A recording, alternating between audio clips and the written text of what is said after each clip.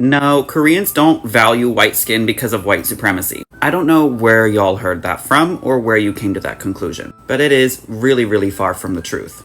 In reality, pale skin is preferred in Korea because it means you weren't a farmer. It's not a race issue, it's a class issue. The first direct contact Koreans had with Europeans was in 1553, and the preference for pale skin goes back almost 500 years before that. Because if you have darker or tan skin, that means you're outside in the sun, working away on the fields. You're a poor farmer. Or slave, because Korea had the longest unbroken chain of slavery anywhere in the world. But if you have pale skin, you're inside the royal palace. You're an intellectual, someone who works in the king's court, or a member of the royal family. However, these days, if you see Koreans using umbrella, it's to protect them from the sun's UV. I know Americans don't even like using umbrellas on rainy days, but Koreans use umbrellas almost all the time. They use them in the sun, wind, rain, snow, everything. They are protecting themselves from the elements.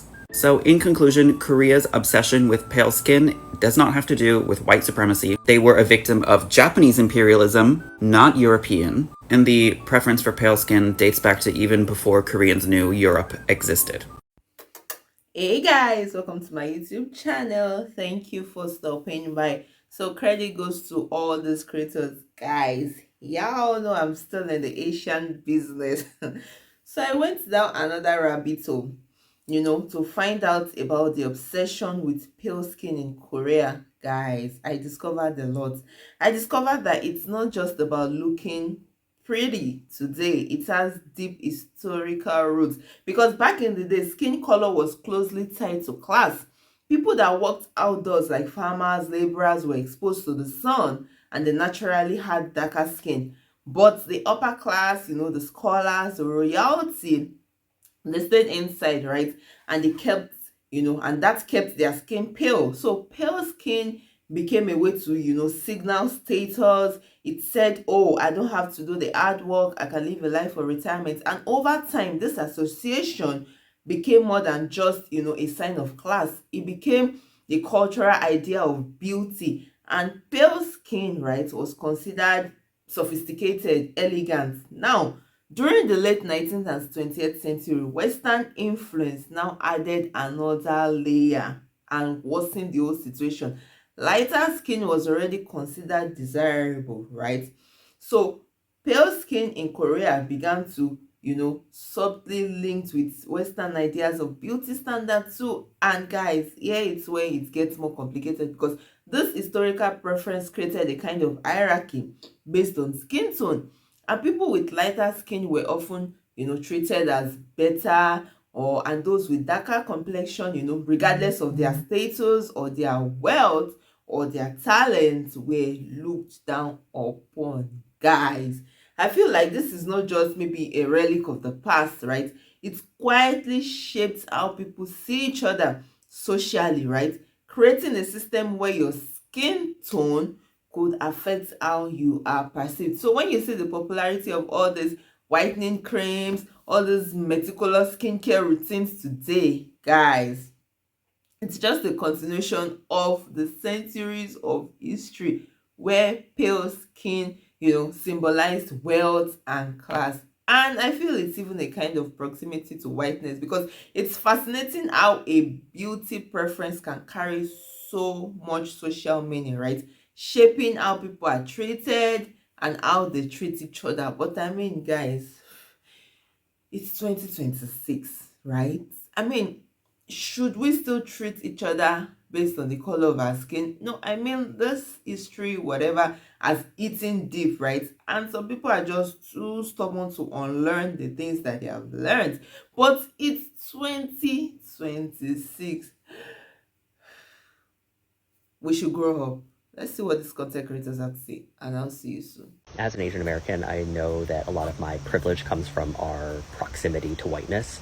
And with that privilege comes a certain level of protection that is not the case for everybody, particularly Black and brown folks. And so I was talking about this situation where this white woman confused me for another Asian person that she had just seen, even though we looked nothing alike. And I didn't say anything in the moment because I have just become accustomed to not really calling those things out and not wanting to make people uncomfortable. And in doing that, I was not only suppressing my own voice, but I also wasn't using the privilege and the protection that I have. There was never any danger, physical or otherwise, that I was in. And I certainly wouldn't have been in any danger even if I had called it out. She would have just been uncomfortable probably and maybe thought twice about doing that in the future. But that's not the case for everybody in every situation, especially for Black and brown folks who call out the very real racism that they see every day. There are a lot of problems with anti-Blackness in the Asian community, and so as I am trying to consciously relearn the way that I should handle these kinds of interactions, I'm glad that a lot of folks are rightfully calling out that it is incumbent upon me and other Asian Americans who have this proximity to whiteness and this privilege to speak out when we ourselves are not in danger in a way that other folks might be. Asian Americans need to start abusing their proximity to whiteness. There's a critical conversation that Asian Americans need to partake in more seriously. Our proximity to whiteness is conditional. It acts as a political relation to divide, not to form true liberation. Proximity to whiteness is not inclusion. It is temporary alignment granted through compliance, silence, and perceived usefulness to dominant power. History shows us this clearly. Asian Americans are tolerated in moments of stability and scapegoated in moments of crisis. Things like war, economic downturns, pandemics, shifts in U.S. imperial interests. These are two truths that Asian Americans need to accept in starting to rectify our anti-Blackness. We do experience material benefit from this proximity, and we benefit from anti-Blackness while experiencing racism ourselves. But those benefits are uneven, revocable, and contingent. The question then is not whether proximity to whiteness exists, but whether that proximity to whiteness is being mobilized towards collective liberation, or is it being absorbed into individual advancement, what our parents did, like what generations before us did. When proximity to whiteness is primarily being used for personal safety, class mobility, or social legitimacy, it ultimately reproduces the very racial hierarchies that keep Asian Americans disposable. However, when leveraged intentionally, this proximity can function as a site of intervention, to interrupt anti-Blackness, to contest U.S. imperialism, to oppose carceral systems, deportation regimes, and racialized surveillance. This means using access to institutions, to platforms, and decision-making spaces to redirect resources, to challenge narratives, and destabilize the logistics of respectability and model minority governance. Solidarity is not performance. It is not symbolic alignment. Solidarity is not cultural proximity. So even if you are Asian and grow up in Black neighborhoods, someone from the DMV, is material, political, redistributive. Asian Americans, particularly those who are closest to whiteness, typically occupy positions of relative protection under racial capitalism. And their refusal to act from that position is not neutrality. It's practically giving them consent. If proximity to whiteness does not produce any structural, political, or cultural transformation, then it serves not as protection, but as complicity. The question is not whether we have access, but whether we are willing to use it in ways that will threaten the system that made it in the first place. Asian Americans, stand the fuck up. As an Asian American, as a Korean American that was born in Korea and immigrated to the US and was raised in the DMV, I have deep solidarity, deep love, deep appreciation for the Black community always. And the Asian American community needs to start abusing that proximity. Why do Korean people want to be white so bad? Let's talk about it. I hope nobody thinks that it's true because it's not, but I think some people are curious about why the beauty standard there is being pale, and I would like to explain to you guys. It's directly related to Korean history. Korea used to be an agricultural society, which means during the harvest season, people will work under the sun. Most people in the working class tend to have tan skin because obviously they had to work under the sun, and the only people with brighter skin were the ones that had the privilege of not having to work, which means they're in the upper class. And in any society of any country, people tend to look up to the people on the top because they are basically admiring the lifestyle that they can't have. So Korean people looking up and wanting to have brighter skin is basically coming from that. So that became to be the beauty standard in Korea, and it has been remained as a beauty standard. Also, majority of Korean people are not born with brighter skin, and people tend to want to have what they don't have. So it's kind of like a natural thing as well. I thought I'll make a video about it because almost every single post of Korean celebrities with bright skin, there's always comments saying like, oh, Korean want to be whitewashed so bad, why are they so obsessed, like stuff like that. So I just wanted to address that it's not really about any racist or anything. It's literally about the Korean history that's related to that. So yeah. Guys, fast forward today, the effects of this history is everywhere in the Korean society. Pale skin is seen as the high beauty standard. And you see it in all this K-pop drama, you see it on social media, you see their influencers and their idols trying to maintain this image. Skincare routines are often intense, all in the pursuit of what exactly? You are beautiful just the way you are. And that is something that is really important, right? This preference for lighter skin creates real social pressure and hierarchies, okay? Because automatically those with brown or darker skin gets looked down upon, consciously or unconsciously. And in the same community, guys, it's a form of colorism, and it influences everything from dating to social interactions to even career opportunities, right?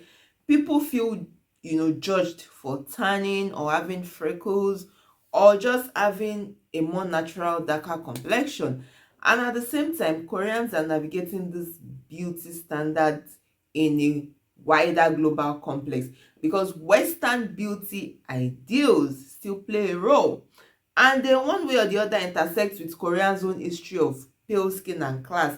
And that just means that the pressure is not just about wanting to look good, it's about fitting into a long-standing cultural framework where skin tone affects how you are perceived personally and even socially, guys. When you understand this, then you know why the skincare, the whitening products are so widespread, and why this so-called pale skin is seen as inspirational or whatever.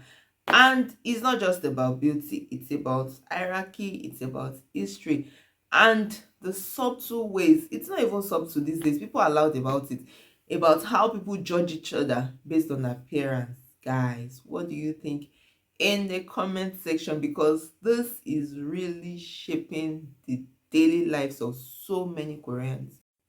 I feel like now the obsession with this pale skin and all these lightning things in Korea is not just about tradition. It's about a deeper connection to European and Western beauty standards, because social media has not even helped.